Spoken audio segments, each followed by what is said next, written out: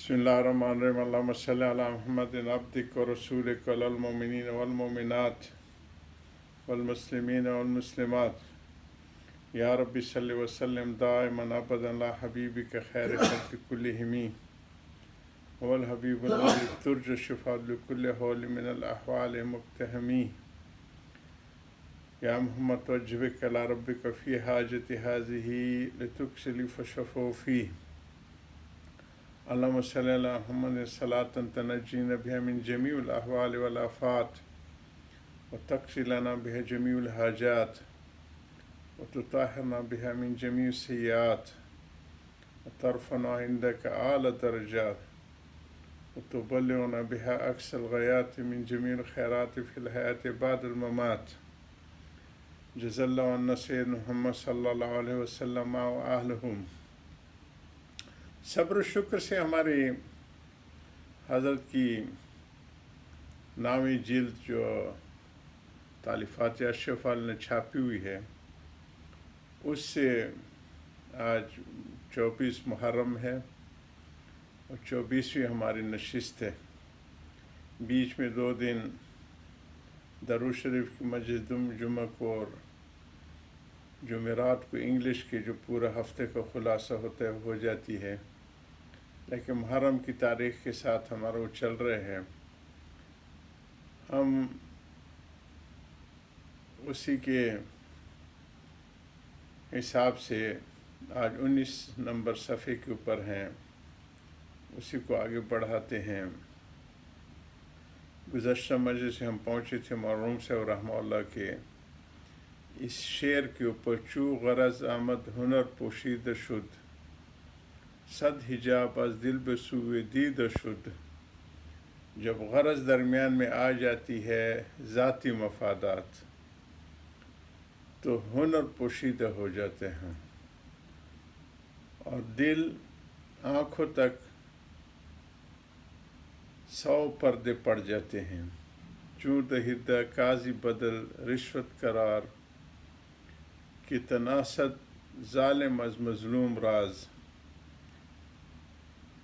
जब काजी का दिल रिश्वत लेने को चाहेगा तो मज़लूम से ज़ालिम को कैसे पहचानेगा।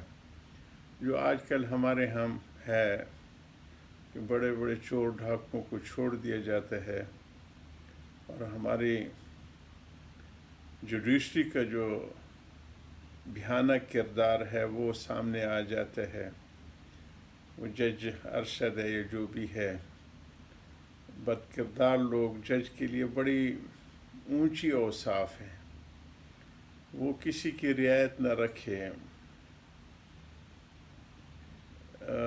हज़रत अली करम वजह के ज़माने में, हालांकि वो सहाबी और सहाबा में भी शान वाले अहले बैत में से, और जज जो थे वो ताबी थे और केस जो पेश किया वो यहूदी ने पेश किया। हज़रत अली करम ने केस पेश किया कि उनकी कुछ घोड़े की जीन वग़ैरह और सीटें वग़ैरह वो चोरी थी। तो जो मुद्दई होता है गवाही उसके ज़िम्मे होती है, दावा करने वाले जो होते हैं। और हज़रत अली करम वजह ने हज़रत हसन रज़ियल्लाहु ताला अन्हु को अपने ग़ुलाम को पेश किया कि ये मेरी है। उन्होंने काजी ने ग़ुलाम की गवाही को तो एक्सेप्ट किया और हज़रत हसन की कि बेटे की गवाही बाप के हक़ में दुरुस्त नहीं है। आप अंदाज़ा लगाए कि हमारी क़ज़ा किस दर्जे की हुआ करती थी, और फ़ैसला यहूदी के हक़ में दे दिया।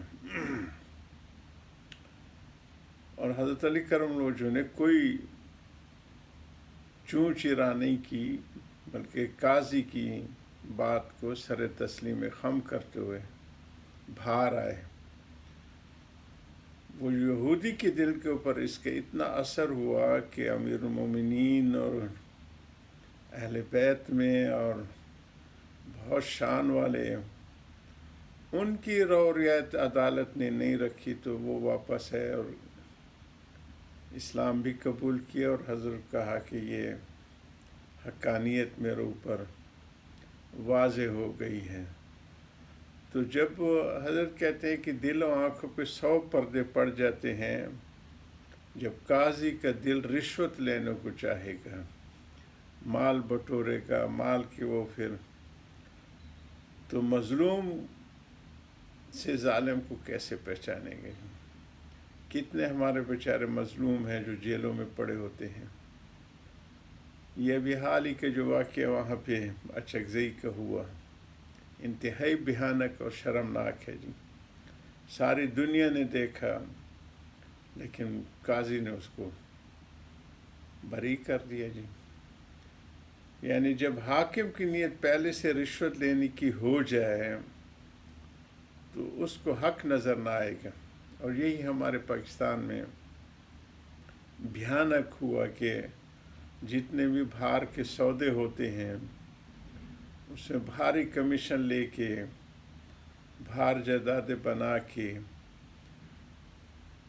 قوم کا بیڑا غرق کیا جی۔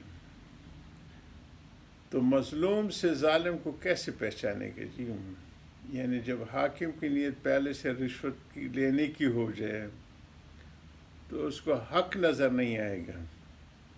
اگر کوئی کہے کہ ہم نے سنا ہے کہ ایک عہدیدار تھے، وہ مدعی اور مدعا علیہ دونوں سے رشوت ٹھہلا لیا کرتے تھے، یہ گزشتہ زمانے کا واقعہ جب یہ مصیبت شروع ہو رہی تھی اس وقت کا حضرت سنا رہے ہیں۔ ہمارے بڑے کہا کرتے تھے جب یہ ایوب خان نے جتنے کام کیے اس وقت کہتے کہ رشوت کو انتہائی نفرت سے دیکھا جاتا تھا۔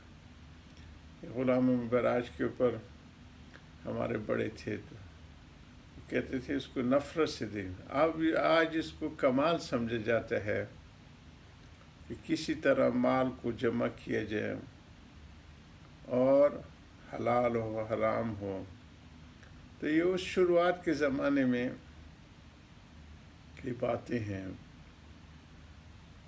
اور اس زمانے میں جب یہ کردار تھا ہمارے حاکموں کا، ہمارے لیاقت علی خان رحمۃ اللہ علیہ، ان کی میں نے وہاں پہ جو ہمارا انڈیا میں سفارت خانہ ہے وہ ان کی جاگیر اور کوٹھی اور چاروں طرف سے مین روڈ کے درمیان گھرا ہوا ہے، انتہائی شاندار۔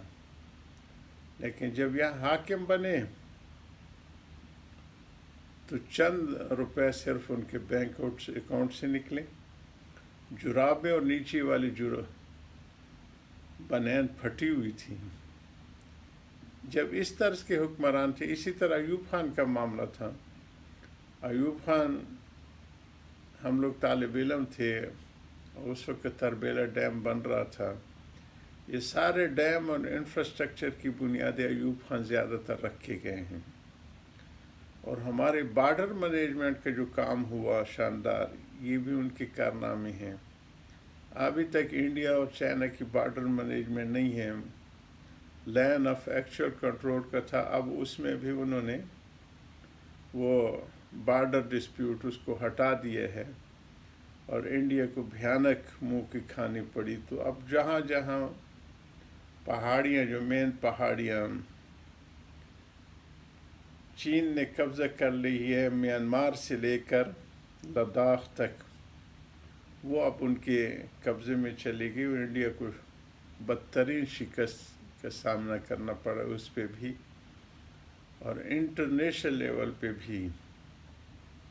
تو ہمارے ایوب خان کے کارناموں میں تھا، تو جب انہوں نے ہمارے ہاں چینی 2 روپے سے کچھ پیسے بڑی ہی ہوئی تھی تو ہنگامے پھوٹ پڑے تھے، چینی چور، اور نوجوانوں نے بے ہنگم ان کو ایوب کتا، اور پھر وہ آخری عمر وہ مارگلہ کی پہاڑی میں گھر تھا، میں یاد طالب علم تھی، ان سے ملنے کے لیے گیا۔ آخری عمر ساری انہوں نے قرآن کی تلاوت اور تفسیر میں گزار دی۔ ہم نے کہا کہ ایوب خان آپ تو چھوڑ کے چلے گئے، اب تو ڈھاکو اور چوروں کا راج ہو گئی ہے، کیوں ایسے کرتے ہیں؟ انہوں نے کہ بس بیٹے ایک دفعہ آپ لوگوں نے مجھے کتا کہا وہ کافی تھا، اے اللہ ہمیں اچھی قیادت عطا فرما، جو عدل و انصاف والے ہوں، جو ظالم کو ظلم کی سزا دینے والے، مظلوم کی داد رسی کرنے والے۔ آخر دعوان الحمدللہ رب العالمین۔